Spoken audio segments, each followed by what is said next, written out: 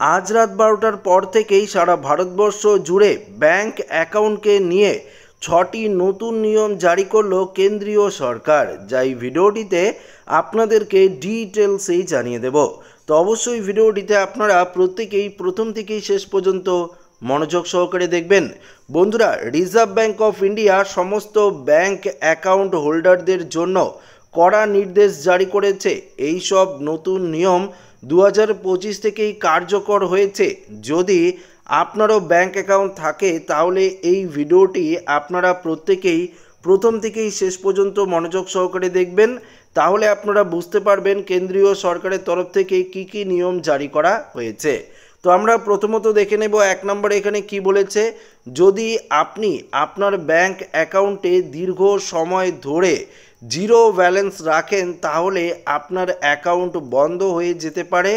এই ক্ষেত্রে আপনাকে আপনার ব্যাংক অ্যাকাউন্টে ন্যূনতম ব্যালেন্স বজায় রাখতে হবে।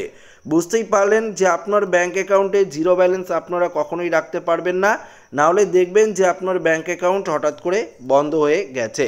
দ্বিতীয়ত বলেছে, যদি আপনার একটি সাধারণত সেভিংস ব্যাংক অ্যাকাউন্ট থাকে তাহলে আপনাকে ন্যূনতম ব্যালেন্স অর্থাৎ জিরো বজায় রাখার প্রয়োজন নেই। মিনিমাম ব্যালেন্সের লিঙ্ক পরিবর্তন করা হয়নি। জিরো ব্যালেন্স আপনার ব্যাংক অ্যাকাউন্ট সক্রিয় থাকবে। অর্থাৎ আপনার যদি কোনো সেভিংস অ্যাকাউন্ট থাকে, অর্থাৎ জিরো ব্যাংকের ব্যালেন্সের অ্যাকাউন্ট হয়, সেই অ্যাকাউন্টটি থাকলে আপনাদের কোনো সমস্যা হবে না। এছাড়া জিরো ব্যালেন্সের অ্যাকাউন্ট না থাকলে আপনাদের অ্যাকাউন্ট বন্ধ হয়ে যাবে, এমনটাই কেন্দ্রীয় সরকারের তরফ থেকে নির্দেশ জারি করে দিয়েছে। তৃতীয়ত বলেছে, প্রত্যেক 2 বছর আপনাকে আপনার ব্যাংকের অ্যাকাউন্টের কেওয়াইসি করতে হবে।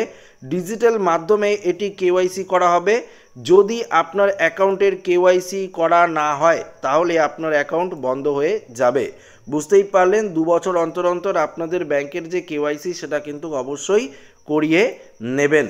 পরবর্তী দেখুন 4 নম্বরে আরও গুরুত্বপূর্ণ আপডেট রয়েছে অনেক এনবিএসপি অর্থাৎ হাউজিং ফাইন্যান্স কোম্পানি ফিক্সড ডিপোজিটের নিয়ম পরিবর্তন করেছে। অর্থাৎ দেখুন এখানে পরিষ্কার বলে দিয়েছে যে 10,000 পর্যন্ত ছোট জমার অর্থ আপনি সময়ের আগেই তুলে নিতে পারবেন। কোনো গুরুত্বপূর্ণ অসুখ হলে এইচডি উইথড্রল করা যাবে।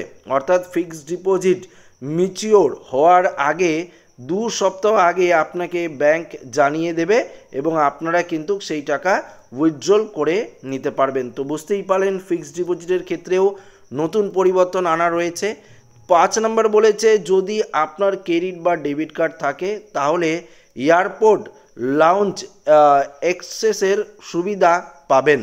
এখানে বলেছে আন্তর্জাতিক লেনদেনে অতিরিক্ত সুরক্ষা এবং তাৎক্ষণিক ব্লক করার সুবিধাও কিন্তু আপনারা পাবেন। অর্থাৎ আপনাদের ডেবিট এবং ক্রেডিট কার্ড থাকলে এবার আপনারা এয়ারপোর্টের যে লাউঞ্জ অ্যাক্সেস রয়েছে তার কিন্তু আপনারা সুবিধা পেয়ে যাবেন। 6 নম্বর দেখুন এখানে কি বলেছে। 6 নম্বরে আরও গুরুত্বপূর্ণ রয়েছে, অর্থাৎ অ্যাপ্লিকেশন অ্যাকাউন্টধারীরা এখন এটিএমের মাধ্যমে তাদের টাকা সহজেই তুলতে পারবেন। যারা পেনশনধারী রয়েছেন তাদের জন্য এই আপডেটটি গুরুত্বপূর্ণ। এখানে বলেছে পেনশনধারীরা যে কোনো ব্যাংক থেকে পেনশন নিতে পারবেন। এখন এর জন্য আইটি অবকাঠামো আপডেট করা হচ্ছে যাতে গ্রাহক সেবা আরও উন্নত করা যায়। অর্থাৎ পেনশন গ্রাহকরা যে কোনো ব্যাংকের এটিএম থেকে সহজেই কিন্তু আপনারা টাকা তুলে নিতে পারবেন। তো আশা করি আপনারা বুঝতেই পারলেন যে কেন্দ্রীয় সরকারের তরফ থেকে ব্যাংক নিয়ে এই আপডেটগুলো জারি করা হয়েছে। বিশেষ করে যাদের জিরো ব্যালেন্সের অ্যাকাউন্ট রয়েছে তাদের ক্ষেত্রে একটি সুবিধা রয়েছে, তাদের অ্যাকাউন্টে মিনিমাম ব্যালেন্স না রাখলেও সমস্যা নেই। যদি আপনাদের জিরো ব্যালেন্সের অ্যাকাউন্ট না থাকে তাহলে আপনাদের মিনিমাম ব্যালেন্স রাখতেই হবে, নাহলে আপনাদের ব্যাংক অ্যাকাউন্ট বন্ধ হয়ে যাবে।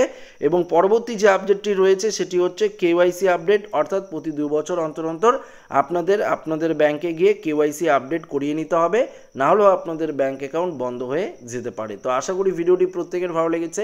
ভিডিওটি ভালো লাগলে লাইক করবেন, বন্ধুদের সাথে শেয়ার করবেন, নতুন থাকলে চ্যানেলটিকে সাবস্ক্রাইব করে নেবেন। ধন্যবাদ।